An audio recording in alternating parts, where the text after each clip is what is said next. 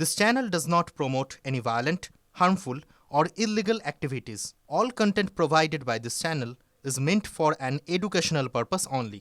সবংয়ে বিজেপির পথসভায় হামলার অভিযোগ। তৃণমূল অঞ্চল সভাপতির দিকে এই অভিযোগের আঙুল উঠেছে। সবংয়ের মোহিনীবাজার এলাকায় বিজেপির পরিবর্তন যাত্রার পথসভা চলছিল। সেই পথসভা চলাকালীন এই ঘটনা ঘটে এবং উত্তেজনা ছড়িয়ে পড়ে। অভিযোগ উঠছে যে বিজেপি কর্মীদের উপর চড়াও হয় একদল দুষ্কৃতী। ভেঙে ফেলা হয় সভাস্থলের চেয়ার, টেবিল, মারধর চলে।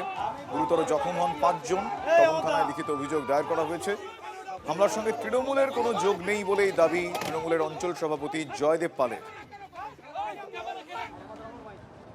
জয়দেব পাল সহ অমর মাইতির নেতৃত্বে 7 নম্বর অঞ্চলের তৃণমূলের নেতা অমর মাইতি এবং 6 নম্বর অঞ্চলের জয়দেব পাল আর একজন তৃণমূলের হারমাদ একজন গিরিধারী মাইতি যাকে প্রধান করেছে 6 নম্বর অঞ্চলে, তাদের নেতৃত্বে অতর্কিত আক্রমণ করে আমাদেরকে কর্মীদেরকে বেধড়ক মারধর, বক্তব্য চলাকালীন মাইক্রোফোনের তারটা ছিঁড়ে দেয়, ফোন টোন ভেঙে দেয় এবং একই সঙ্গে কর্মীদেরকে মারধর করেছে। যে বাজার কমিটির পারমিশন না নিয়ে তারা সভা করছিল, তো আরেকটি প্রচার মাইক এসেছিল, তো সেই প্রচারে মাইককে বন্ধ করতে বলে এই নিয়ে তাদের মধ্যে বচসা হয়।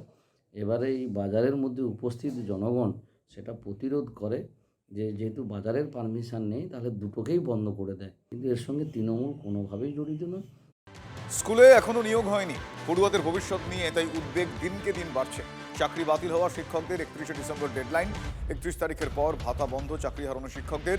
নতুন বছরে কি হবে, কিভাবে স্কুল চলবে? প্রায় শিক্ষক শূন্য হয়ে যাবে রাজ্যের হাজার হাজার স্কুল। নতুন করে শিক্ষক নিয়োগ না হওয়ায় চিন্তা বাড়ছে, আর একই সমস্যায় বারাসতের বিভিন্ন স্কুলে।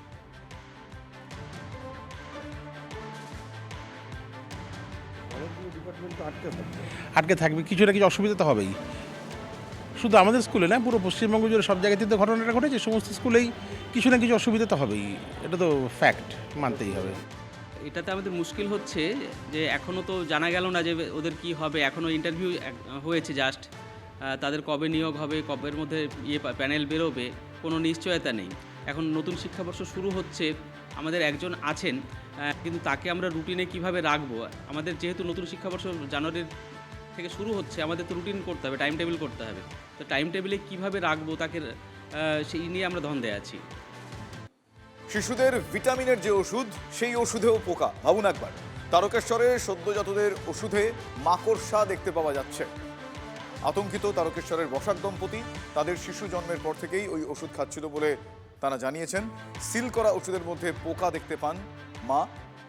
ব্লক স্বাস্থ্য আধিকারিকের কাছে তিনি অভিযোগ দায়ের করেন। ওষুধ বন্ধের নির্দেশ দেওয়া হবে আশ্বাস দিয়েছেন ব্লক স্বাস্থ্য আধিকারিক। ওই ওষুধ কোনো শিশুকেই প্রেসক্রাইব করা হবে না আশ্বাস দিয়েছে স্থানীয় নার্সিংহোম কর্তৃপক্ষ। যখন বাচ্চাকে খাওয়াবো, সিলটা কাটার আগে দেখছি হ্যাঁ ভাসছে, দেখে আমি ভালো করে দেখলাম জিনিসটা কি ভাসছে। আমি আর খাওয়াইনি, রেখে দিয়েছিলাম। সবাই জানুক এই জিনিসটা, এরকম ওষুধটা সব বাচ্চারাই খাবে, শুধু আমার বাচ্চার জন্য নয়। এটা তো একটা বাচ্চাদের জিনিস, ক্ষতি হবে বাচ্চা।